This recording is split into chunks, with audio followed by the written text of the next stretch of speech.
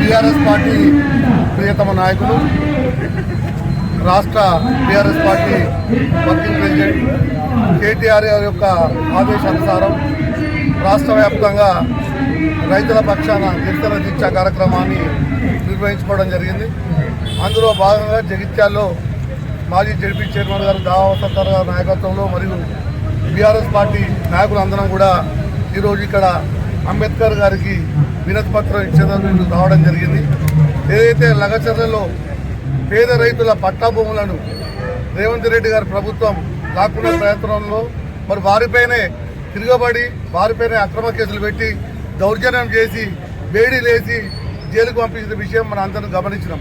వారి మీద చర్చ చేయాలని అసెంబ్లీలో ఎన్ని మార్లు ప్రయత్నించినా కానీ అనుమతి నిరాకరించారు. రైతుల పేరు మీద అబద్ధాలతో 6 గ్యారెంటీలు అని చెప్పి ప్రజలకు వచ్చిన ఈ ప్రభుత్వం రైతులను మోసం చేసి అనేక ఇబ్బందులు గురి చేస్తుంది. వారిని వెంటనే న్యాయం చేయాలి, వారికి క్షమాపణ చెప్పాలి, వారిని విడుదల చేయాలని ఒక డిమాండ్ రాష్ట్ర వ్యాప్తంగా చేయాలని పిలుపునిచ్చారు. మరి ఈరోజు మేము జగిత్యాల్లో అంబేద్కర్ గారికి వినతి పత్రాన్ని ఇచ్చి మరి ఇప్పటికైనా ఈ కాంగ్రెస్ నాయకులకు ఈ కాంగ్రెస్ ప్రభుత్వాలకు కనువిప్పు జరిగే విధంగా మరి వారిని హితబోధ చేసే విధంగా మీరు నిర్ణయిస్తారని వారికి తెలియజేస్తారని మేము వినతి పత్రాన్ని అందజేస్తున్నామని తెలియజేసుకుంటున్నాం. మరి గౌరవనీయులు పెద్దలు మాజీ జడ్పీ చైర్మన్ గారు మాట్లాడవలసిందిగా విజ్ఞప్తి చేస్తున్నారు. ఈరోజు తెలంగాణ రాష్ట్ర వ్యాప్తంగా గౌరవ వర్కింగ్ ప్రెసిడెంట్ కేటీఆర్ గారి ఆదేశాల మేరకు మా బీఆర్ఎస్ పార్టీ పట్టణ అధ్యక్షులు గట్టి సతీష్ గారు, మాజీ ఏఎంసీ చైర్మన్ గారు, అదేవిధంగా హరిచరణ్ అన్న గారు, ఇక్కడ ఉన్నటువంటి స్థానిక మా బీఆర్ఎస్ పార్టీ కుటుంబ సభ్యులందరితో కలిసి ఇవాళ ముఖ్యమంత్రి రేవంత్ రెడ్డి గారికి మరి ఈ అణచివేతలు ఈ అరాచకాలను దృష్టిలో పెట్టుకొని ఈయన వచ్చినప్పటి నుండి కూడా ముఖ్యమంత్రి ఎప్పుడైతే డిసెంబర్ 9న ప్రమాణ స్వీకారం చేసి రాష్ట్రానికి ముఖ్యమంత్రి అయ్యారో ఆ రోజు నాడు రాజ్యాంగం మీద ప్రమాణం చేసి వచ్చినటువంటి కాంగ్రెస్ ప్రభుత్వం అడుగునా కూడా ఈ సంవత్సరం పొడవునా చూసినట్టయితే అణచివేతలు అరాచకాల నుండి ముఖ్యమంత్రి రేవంత్ రెడ్డి చేస్తున్నటువంటి అరాచకాల నుండి మరి రైతన్నలను లగచర్ల రైతన్నలను అదేవిధంగా ప్రజలను కాపాడాలని చెప్పేసి ఈ ప్రభుత్వానికి ముఖ్యమంత్రి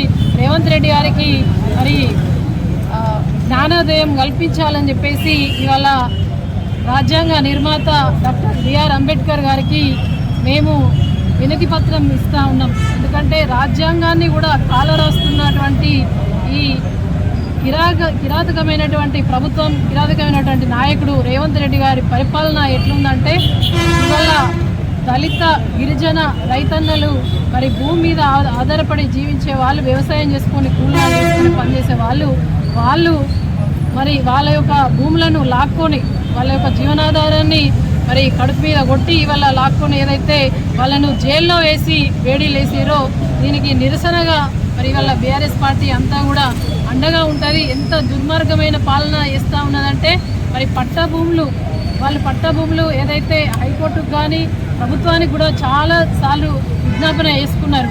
మా భూములు లాక్కోవద్దు, మా జీవితం కూడా మా కుటుంబం అంతా ఇదే భూమిపైన ఆధారపడి జీవిస్తూ ఉన్నామని చెప్పేసి ఎన్నిసార్లు విజ్ఞాపన పెట్టుకున్నా కూడా వాళ్ళను ఇవాళ మీరు ఎన్నిసార్లు విజ్ఞాపించినా కూడా మిమ్మల్ని పట్టించుకోమని చెప్పేసి ఇవాళ జైల్లో వేసేది.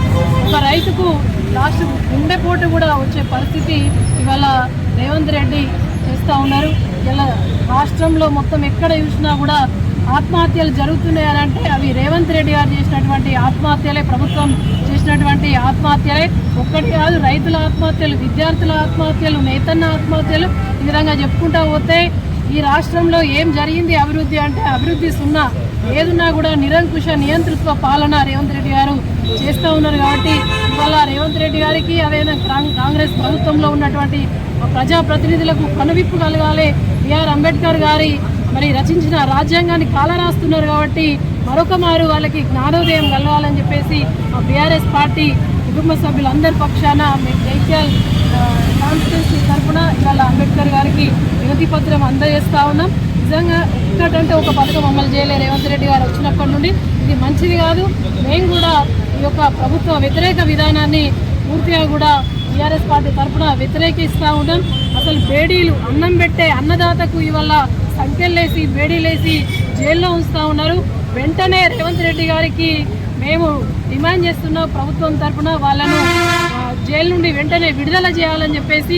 ఇవాళ నీ 5,000 నోట్లోకి వెళ్తున్నాయంటే ఆ అన్నదాత కష్టపడితేనే పోతున్నాయి. ఇవాళ లగచర్ల భూములన్నీ కూడా ఆదానికి, అదేవిధంగా నీ అల్లుడి కోసం ఇవాళ చేస్తున్న కుట్ర తప్ప ఇది ప్రజల కోసం కాదు.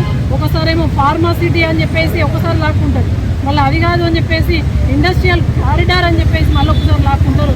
ఏదైనా కూడా రేవంత్ రెడ్డి సోదరులు రైతన్నలనేమో మరి పురుషులనేమో జైల్లో వేసారు, ఆడవాళ్ళను అడుగడుగునా కూడా కొడంగల్ లవచర్లకు వెళ్ళి అణచివేతకు గురి చేస్తూ ఉన్నారు.